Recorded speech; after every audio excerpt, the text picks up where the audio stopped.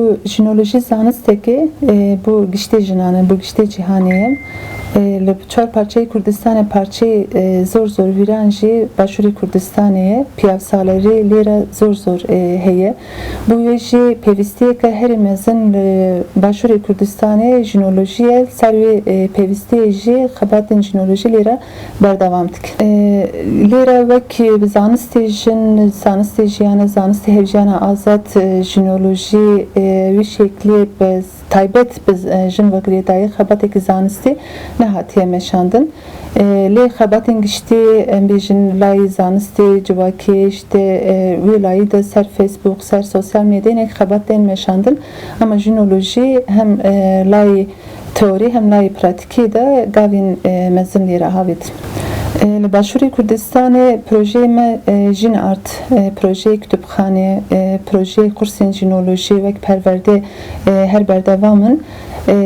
Li taybet ji bo Iraqê jî, li Baxdayê jî hevdanek me heye em bitanin mesela kar û xebatê xwe yên gewretir bikin.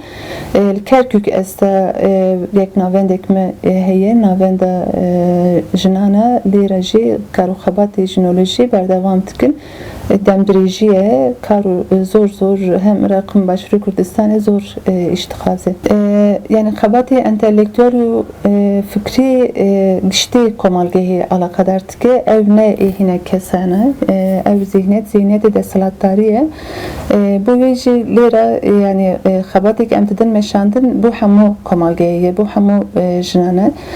Taybet pêşengtiya revşenbîra, pêşengtiya hunermendan, pêşengtiya mamosteyan giring e yani pêşengtiyekî bikin. Ev pêşengtiyê jî ser ferhengê xwe bizanibin, nas bikin, ser wê esasê bikin baştir e. Bu wê jî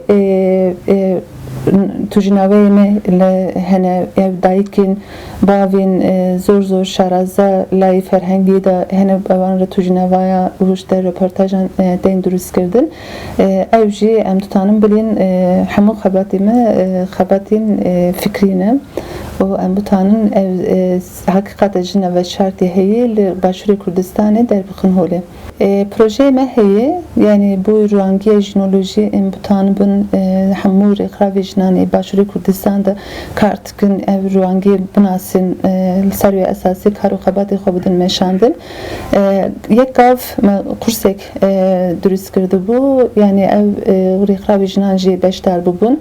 Duayê gotin ev zor zor muhîm e wek pêşniyar jî ekirdin pêwîst e wek projeyekî em deyînin esta em xarîkî vê projeyinekî em hemû rêxavê jinan de jî rûangiyê jinolojî bidin bişin bikin.